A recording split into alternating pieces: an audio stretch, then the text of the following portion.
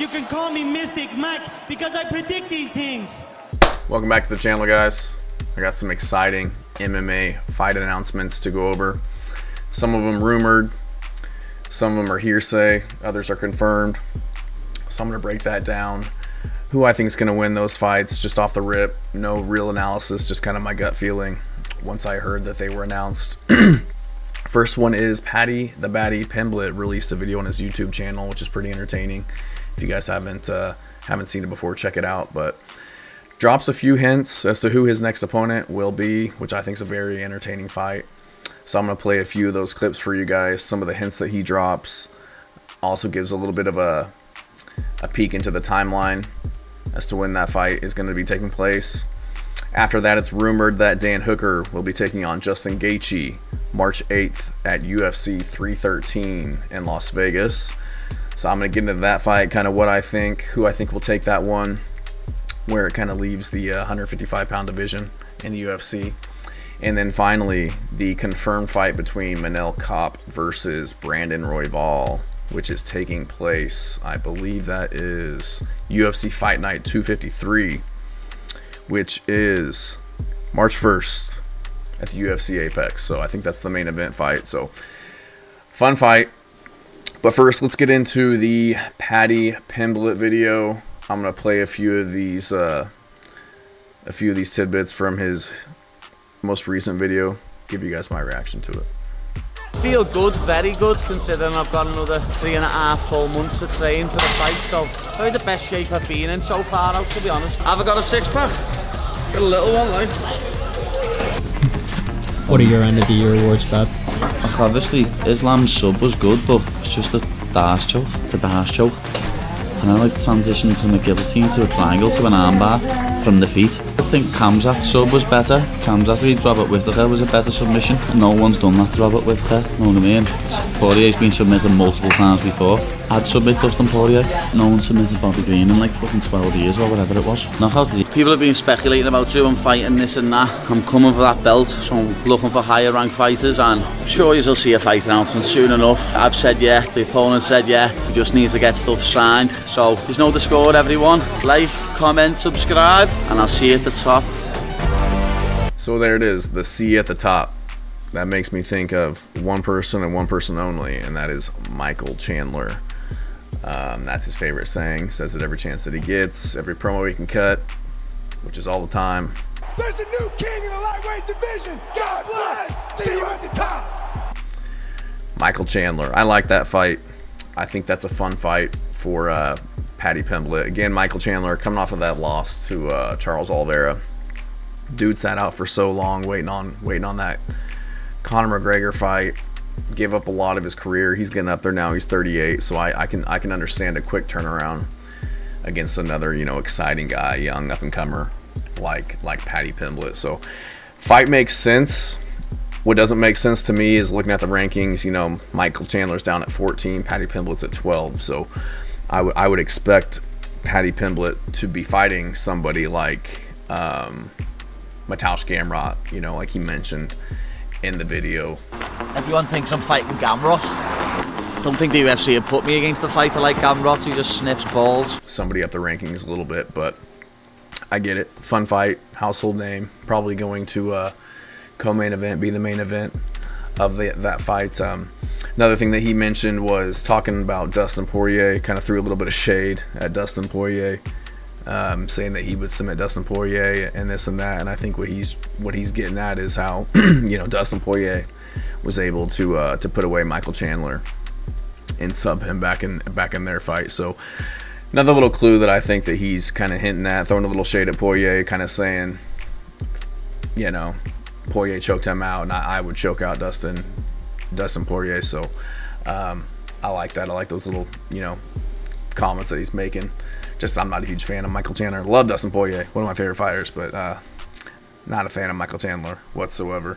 And then before that, he says, you know, three months or whatever, that he's got till that fight starts. And I put my investigator hat on. Yeah, and it looks like on March 22nd, 2025, they are going to London once again. Right now they've got Jan Blachowicz versus Carlos Ulberg on the card. Don't know if that would be the main event. I could see that being the main event. You know, Carlos Ulberg's on a huge run right now. Jan Blachowicz coming back after double shoulder surgery. But I could also see, you know, Michael Chandler main eventing against Paddy Pimblett. I don't know why they keep giving Michael Chandler these headlining positions just to lose, it seems like, but that would make a lot of sense to aligns with his timeline, aligns with obviously him being a huge star in London. Molly McCann, you know, her and Paddy Pimblett are like peas in a pod, so makes sense to get them both on the same card. So I think that's what'll happen. It'll be the co-main event more than likely, with Jan Blachowicz versus Carlos Ulberg main eventing the fight. I think Paddy Pimblett takes that fight. I think he's just too young. He's too good. Michael Chandler's just over the hill. I don't think he'd be able to get Paddy down. I think if he did get Paddy down, I think Paddy would sub him. Paddy's a big dude for the division. Not saying he's going to be stronger than Chandler, but he's going to be younger. He's going to be much more technical on the ground. And he's getting much better on the feet as well. Michael Chandler's just got that, you know, he's got that right hand. That's really all that he's got on the feet. I think that Paddy Pimblett would be able to figure him out pretty quickly, game plan against him pretty soundly, and get him to the ground and sub him. You know, Michael Chandler's been pretty susceptible to chokes, as we've seen. Lost to Poirier, was kind of getting dominated on the ground by Charles Oliveira. You know, to his credit, didn't get subbed by Charles Oliveira, but was definitely getting dominated on the ground. And I would see kind of the same thing happening with Paddy Pimblett if they were to fight. So, man, Michael Chandler, his only win since beating Dan Hooker, who came in on short notice to fight him back in 2021, his only win is against old man Tony Ferguson. It's kind of pathetic, but anyways, on to the next news. Dan Hooker versus Justin Gaethje. That's a fun fight. Dan Hooker, bigger guy for the division. You know, he's 6 foot, rangy guy, 75.5-inch reach, versus Justin Gaethje, 5'11", 70-inch reach. So he's gonna have, you know, a 5.5-inch reach advantage over Justin Gaethje. I just think Justin Gaethje's got too much power. I think he can put too much damage on Dan Hooker. You know, Gaethje got outpointed by Max Holloway, but Max Holloway's arguably one of the best, you know, strikers in the game. So no shame in that. You know, he only got put out because he agreed to, you know, go blow for blow towards the end there. I don't think it would have happened otherwise. But Dan Hooker, I mean, he beat Claudio Puelles, who I'm not very high on. Jalen Turner, who he was, you know, arguably lost to. Same with Mateusz Gamrot. He took a lot of damage in those fights. Getting split decisions. I don't think it justifies getting a shot against Justin Gaethje. In all honesty, when I look at these rankings, he's number 8. You know, Gaethje's number 4 right now. He's been in the top 5 for so long. Dan Hooker he lost to Arnold Allen, beat a Claudio Puelles, Jalen Turner. And, I don't know, but I just think Justin Gaethje's gonna have too much power for him. You know, Justin Gaethje coming off of a bad knockout. 2 years older, gonna have a little bit of a reach disadvantage, but he's gonna be able to push that pace. He's gonna be able to put a beating on Dan Hooker, I think. Dan Hooker's sometimes just too tough for his own good. I feel like he'll stay in there against Gaethje, but I just don't see him hurting him. I just don't see him having the power, the technical skills to beat Justin Gaethje at this point in his career. I mean, he got knocked out by Michael Chandler, knocked out by Arnold Allen, like getting beat up by Jalen Turner. I just never been super impressed by Dan Hooker.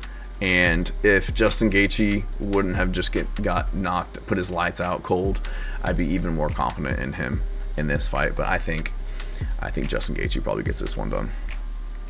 And then finally, Manel Kape versus Brandon Royval. So I had recently released a video of who I think the future champs of 2025 would be, and I had said that Manel Kape would be the flyweight champion come this time 2025, and I stand by that. I wasn't sure if he was going to get a title shot immediately against Pantoja, or if he'd have to fight somebody else, but obviously he's going to have to fight Brandon Royval. He opened up as a small favorite over Brandon Royval. He's I think it was like a minus 198 favorite over Royval, which I think makes sense. I think that he'll win that fight. Royval is a tricky dude. Good jiu-jitsu, good defensive grappling, decent on the feet. I just don't think he has the footwork, the power, or the speed to beat somebody like Manel Kape. I don't think he's going to get him to the ground. I don't think he's going to hurt him on the feet. So I think that Manel Kape's going to be able to, you know, keep it on the feet for 5 rounds and land his shots, stay defensively responsible, won't get hurt by Royval, won't get taken to the ground to where, you know, Royval could probably has the grappling advantage, but I could see him keeping it on the feet, winning that one. Not necessarily point striking, but, you know, winning the striking engagements for the most part, winning the rounds and getting a decision. And then I think that would grant him a rematch against Pantoja, where I think he wins that fight. I think that he is able to keep it on the feet against Pantoja long enough to win enough rounds to get that belt. So that's how I see that playing out. I hope that's how it plays out, because, you know, Royval, he's already lost to Pantoja twice. Got choked out by him, and then lost to him by decision just over a year ago, barely a year ago. So I don't think the UFC is going to be dying to make that fight again. I'm not dying to see that fight again. We need a little bit of fresh blood in the division. And I think that needs to be Manel Kape. And you can tell the UFC wants to get some new people in there against Pantoja, because they brought in a guy from a different organization and gave him a title shot off the rip in Kai Asakura. And that didn't go their way either. So I'd love to see Manel Kape get another shot. He fought him, man, going to be almost 4 years ago. So enough time's gone by. People forget about that fight. People see how good Manel Kape's been looking. So I think that'd be a fun fight. But again, a lot of fun fight announcements. Let me know what you guys think in the comments. If you agree that Michael Chandler is the next fight for Paddy Pimblett. If you think Paddy wins that fight like I do, let me know what you think about the Hooker versus Gaethje fight. Who wins that one? And then let me know if you agree with me on Manel Kape, if he's going to win this fight and if he's going to take home that belt come the end of 2025.